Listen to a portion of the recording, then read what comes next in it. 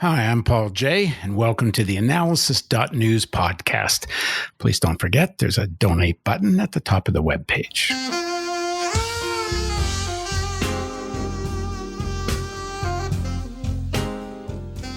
Economist Polly Cleveland wrote me a few weeks ago saying she thought my guests on economic issues were not paying enough attention to the need for more taxation of the wealthy and relying too much on the ability of the Fed to create money. So I invited her on the show. So here we go. Mary Polly Cleveland is an economist focusing on wealth distribution and a longtime activist for social justice. Her blog, Economici, if I'm saying it right, and pardon for the crappy Italian accent, also appears on Dollars and Cents website. She serves on the board of Dollars and Cents. And she's now an adjunct senior research scholar at Columbia University School of International and Public Affairs. Thanks for joining me, Polly. Oh, you're welcome. I'm honored. Thanks. So what was your reason for writing? I've been doing quite a few economic interviews, and people have been talking a lot about the big stimulus package and so on. And you were right, I thought, that we hadn't talked enough about the issue of taxation. There's sort of this feeling that the Fed can just create money, and because of for various factors, inflation doesn't seem to be much of an issue. So why focus on taxation? So pick it up from there, and then we can talk about what kind of taxation you have in mind. Yes, the Fed is creating lots of money which will eventually cause a liability for taxpayers, but we don't think about that at the moment because it's an emergency. However, the way the Fed spends that money also makes an enormous difference, and what the Fed has been doing and did in 2008 was try to bail out the large banks and the large property owners. They are trying to prevent a collapse of the banking system, which would happen if it became widely known that the banks had a lot of bad investments on their balance sheets, which of course is precisely what happens in a bubble. So the Fed has been mostly trying to bail out the big banks, and what the big banks do when they get the money is they use it to buy back their stock. So of course there's no inflation because the money is not getting spent on buying goods and services. It's being used to bail out people with bad balance sheets. So yeah, not just banks, a lot of private corporations too. Oh yeah, and a lot of big banks and a lot of private corporations who have made a lot of bad investments. I mean, I'm thinking about Boeing, which can no longer design an airplane to save its life, or to save its passengers' lives. Or to save its passengers, exactly. So the Fed, and in 2008, the Fed again focused on saving the banks rather than the homeowners whose mortgages should have been written down to market and were not. So millions of people lost their homes. In any case, but there's been a tremendous focus on what the federal government can do. There's only the federal government can create money.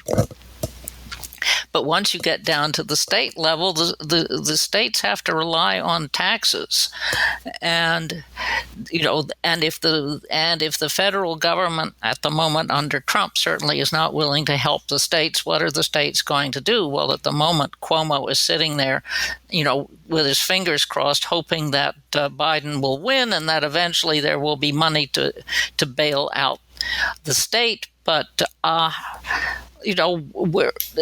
The states have an option. Even localities have an option. With states in trouble, it means cities are in real trouble. And all the services cities provide are really at stake right now because the cities can't afford the teachers and the firemen and the cops, although some people would rather less money goes to the cops anyway. But that being said, all the social services cities provide are seriously at risk. Absolutely. I talked to a friend last night who was on the board of the MTA here in New York City, and they are waiting for some $15 billion or million, whatever it is, a huge amount of money that is owed to them by the Transportation Department, and which Trump has been holding back.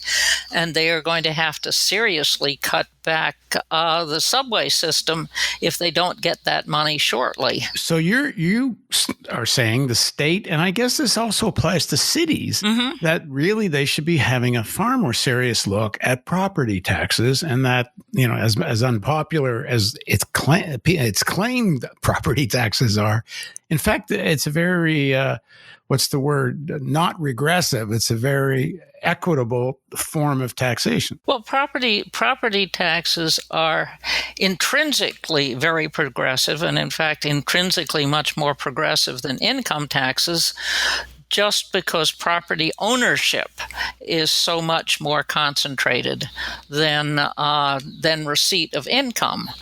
And I had some numbers. Let's see, I have some numbers up here from an article I wrote a while ago, if I can find it. There we go. The top 1% had 17% of income, 34% of net worth, and 42% of non-home wealth. That's stocks and bonds and anything else business property.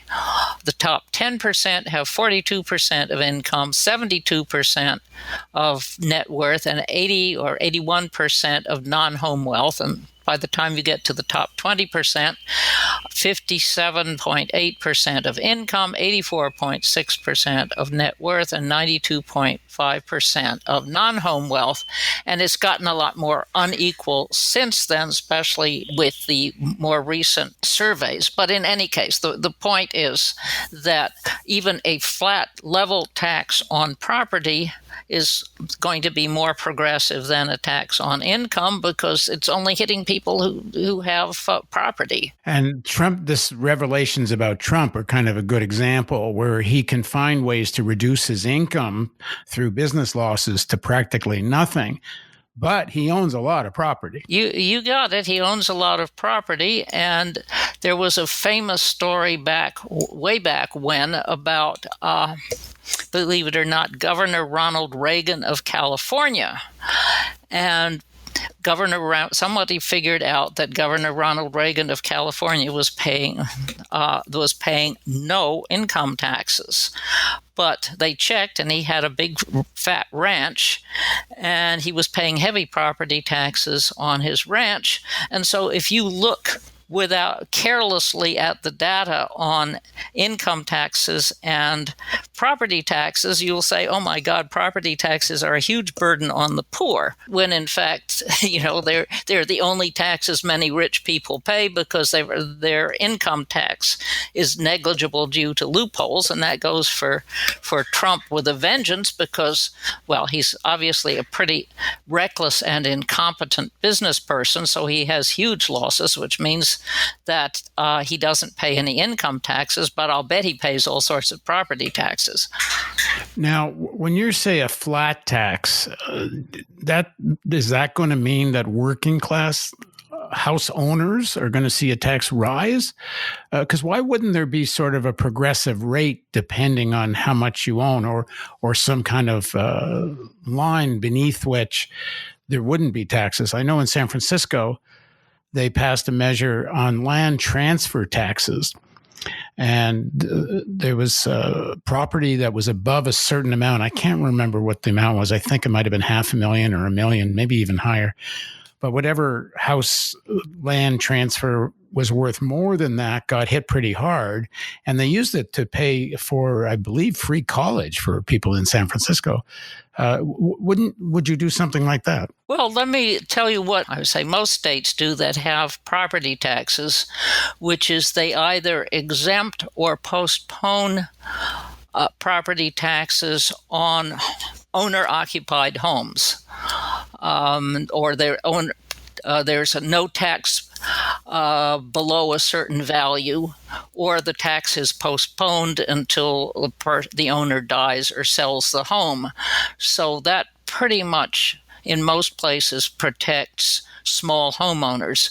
Nonetheless, don't forget that, small homeowners are better off than people who have no property. But nonetheless, it is very popular to protect homeowners. And of course, homeowners vote, which is why homeowners, especially single-family homes, tend to be relatively underassessed, putting more of the burden on, well, like apartment buildings. But in general, again, just the fact that property is so unequally owned makes property intrinsically. Now, something else that has happened over the years is that property taxes at the state level, well, the states used to be all financed by property taxes, but property taxes at the state level have been pretty much eliminated except for New Hampshire and replaced by sales and income taxes.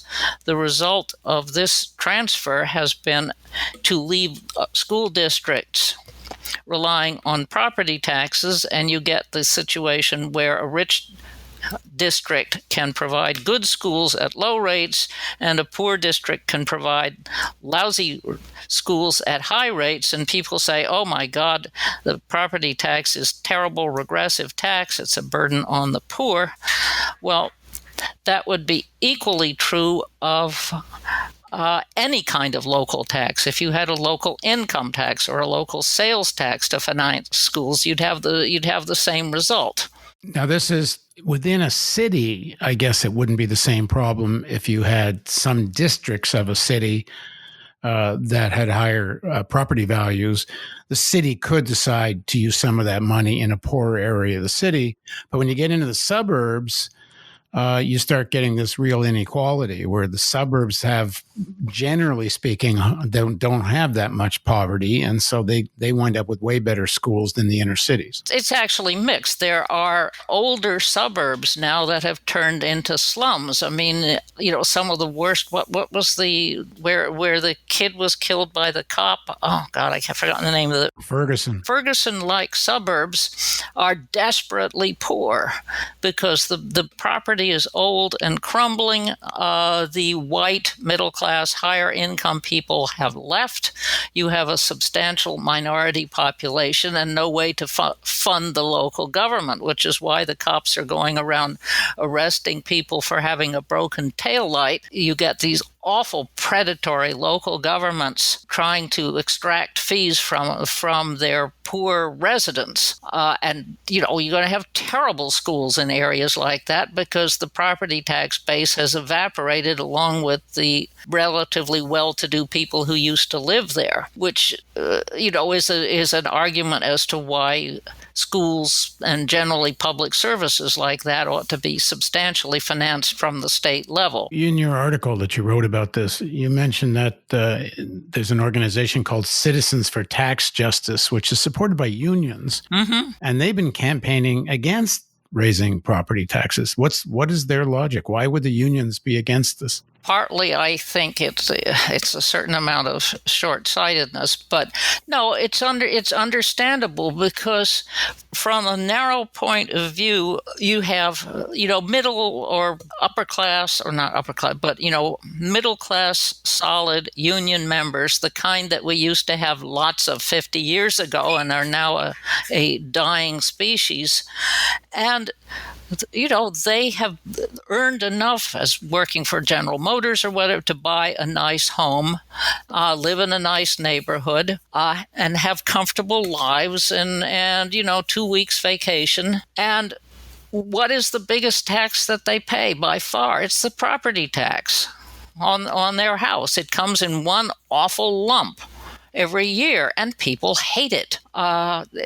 So if you're just looking, narrowly at the interest of middle-class homeowners who are faced with this lump sum tax every year, yeah, they hate it.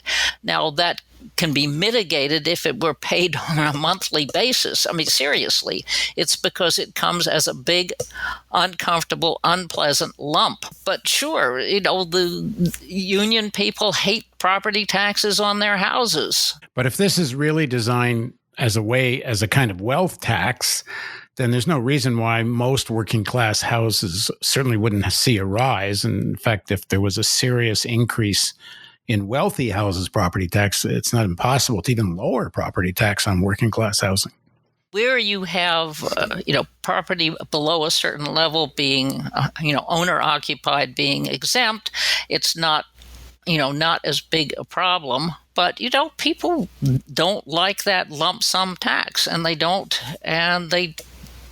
have a broader perspective that says, hey, what is the alternative? If we get rid of this lump sum tax, what's going to happen is what happened in California, which is you had a horrendous decline in the quality of the schools and of locals. This was Prop 13 back in 78, 79, which was it was a referendum. People voted for it because they said, oh boy, this is nice. I won't have to pay all of these taxes on my house.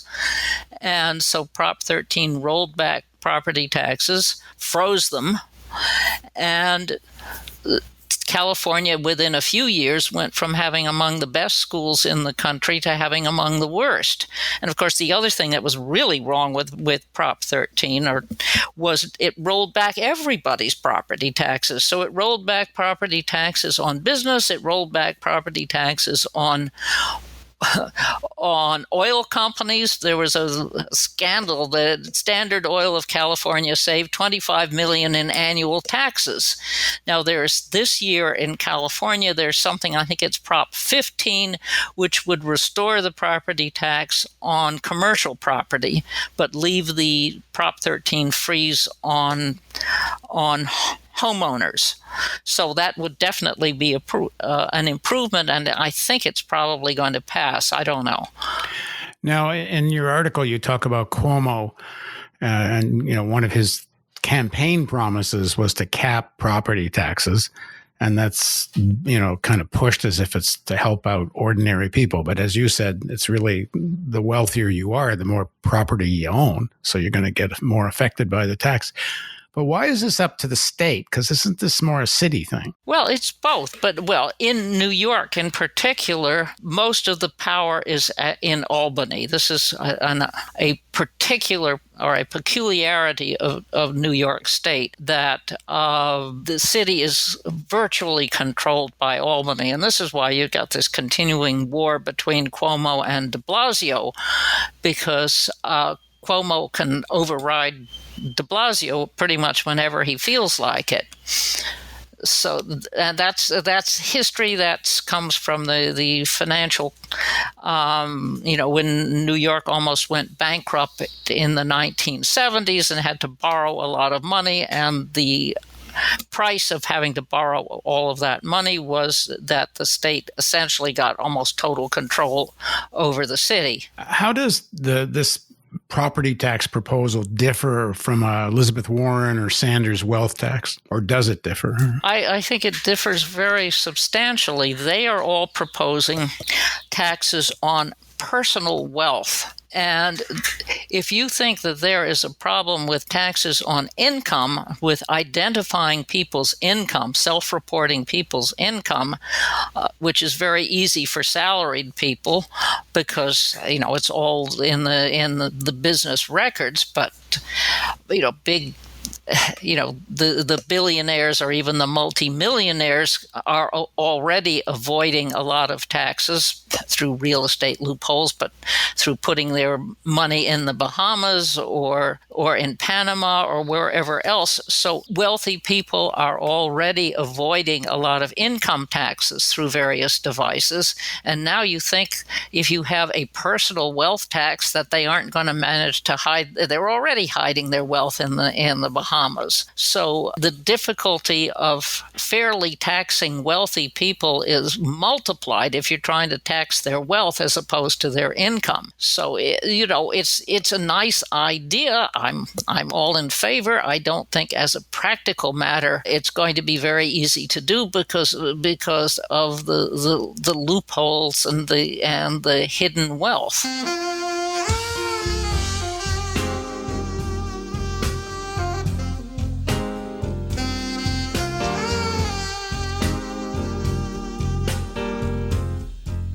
I've always thought the most effective wealth tax, and this is before I read your piece on property, which is persuasive, But one way to get at the wealth is through inheritance taxes. I did a look once at Wisconsin when the protests were taking place and when people had occupied the legislature in Madison.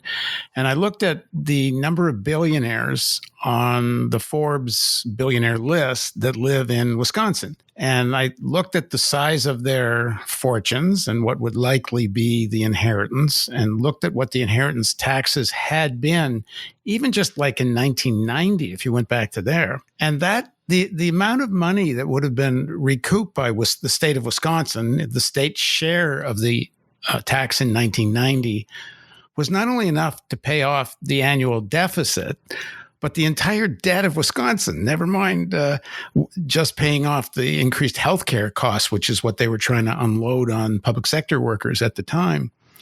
What's your view on the estate tax? Because I never quite understand why that doesn't get more attention amongst progressive economists. I mean, I am all in favor of restoring the estate tax back to the levels it used to be. In fact, as part of, I'm a member of United for a Fair Economy, and there is a project called Billionaires for Bush, and we testified and we marched and we dressed up as Billionaires for Bush to protest cuts in the estate tax.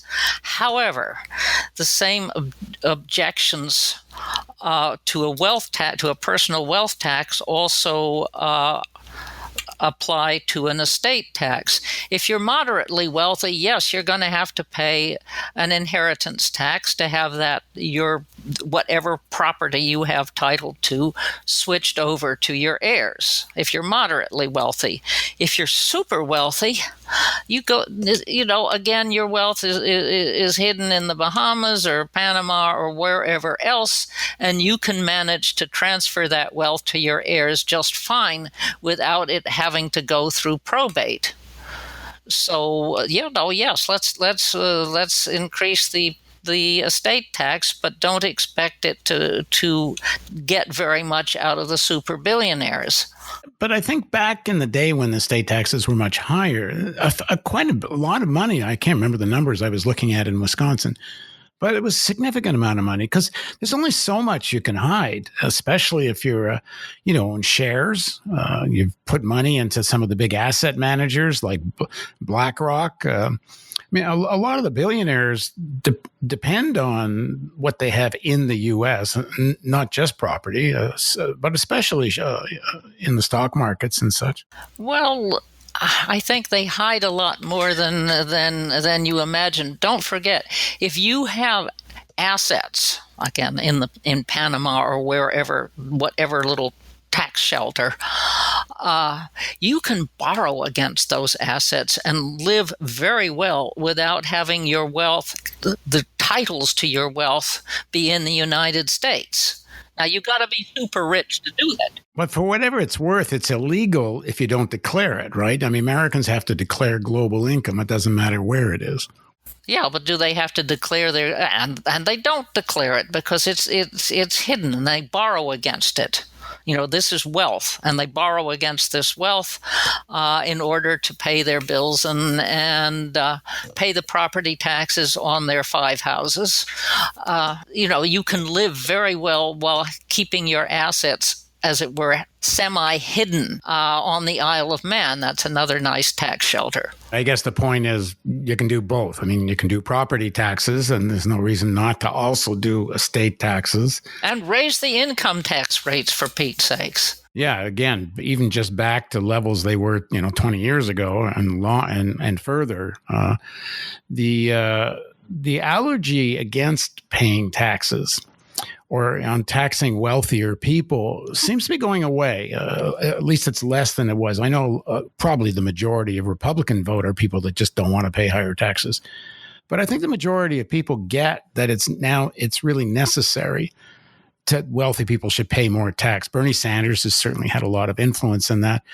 I mean, I've never liked this term fair share because I don't think there's anything fair about a system that has billionaires, period. I agree. But that being said, it seems to be much more popular. I mean, Biden has said that he's going to reverse the Trump tax cuts. He'd better. although he should go further than that. I think this was partly a Reagan effect. I mean, Reagan's statement about the most terrible thing is what the sound is what I'm here from the government and I'm here to help you. So there's been decades of Republican efforts to damage the credibility of government, and I'm afraid some of the leftists haven't helped with that. I mean, Nader, I worked for Ralph Nader, and we were always after these government agencies who were selling out to the people they were regulating. So we've had a good 40 years of growing distrust of government. And that helps make people reluctant to pay taxes because, they're taking my money and they're wasting it, or they're taking my money and they're spending it on lazy people who don't need it, or whatever. So there's been this whole history of government is just taking our money and wasting it. And I think that's changing, and certainly people are willing to tax the wealthy. Well, it comes down to, I think you said something earlier, it comes down to what do you do with the money and taxing for what? And there's good reason not to trust government because government has been so submissive to finance and corporate interests. But if government when you see it, even when people who voted for Trump are interviewed and talk about how much they like Medicare and things like that. So, I mean, people get it when it actually does something for them. Well, people are more supportive of local government, at least certainly. I mean, my daughter is very active. She lives in Mamaroneck, and she's on the zoning board, and she is very active at this point, getting out the vote up in her neck of the woods. But if people are more responsive if they know who the local officials are and know what they're doing. This is one of the effects of big tech, and the monopoly has been to destroy local newspapers because all of the advertising now goes to Amazon rather than allowing local merchants to advertise. So there's been a tremendous loss of information about the good things that local government is doing. One of the critiques of a higher property tax is that at least when it comes to commercial real estate, especially apartment buildings and such, that if the property taxes go up, the rents are just going to go up. Is that true? No, it's not. Though it would seem so, because when the city is booming, the rents go up, and so do the property taxes. And look, I used to be a landlord. My husband and I had these two little bitty apartment buildings on West 68th Street. We had less than 20 apartments, but if you raise the rent, what do you tell the tenant? Oh my God, my property taxes have gone up. I mean, I'm sorry, I can't help it. I have to raise your rent. But what happened in 2008, the property taxes continued to go up and the rents plummeted.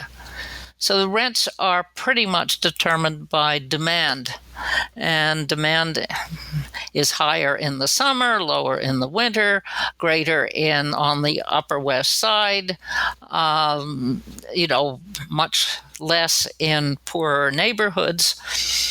The rents are almost entirely determined by demand. And, you have to pay your property taxes even when your apartment is empty.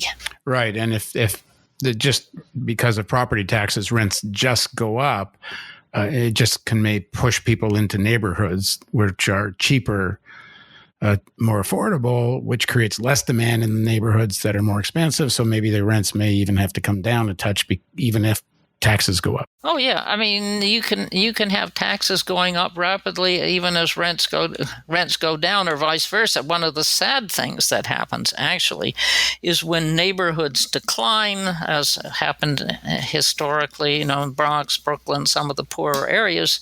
The city is very eager to keep up its tax collections, so it does not lower the property taxes even as the rents fall when a neighborhood declines, and then you get a vicious circle leading leading to the abandonment of buildings. It's not as bad as it used to be, but that's what happens when the city fails to reassess or lower the assessments in a declining neighborhood.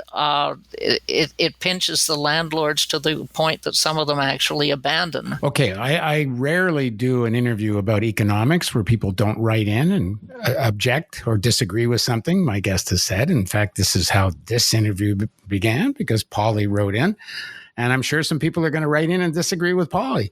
So if you come over to the website, if you're listening on one of the podcast platforms, theAnalysis.news, and if you want to engage Polly, then write some comments and she'll respond to you, and we can keep this conversation going. Thanks for joining us, Polly. Oh, thanks so much. And thank you for joining us on the Analysis.news podcast. And don't forget the donate button over on the website. Thanks again.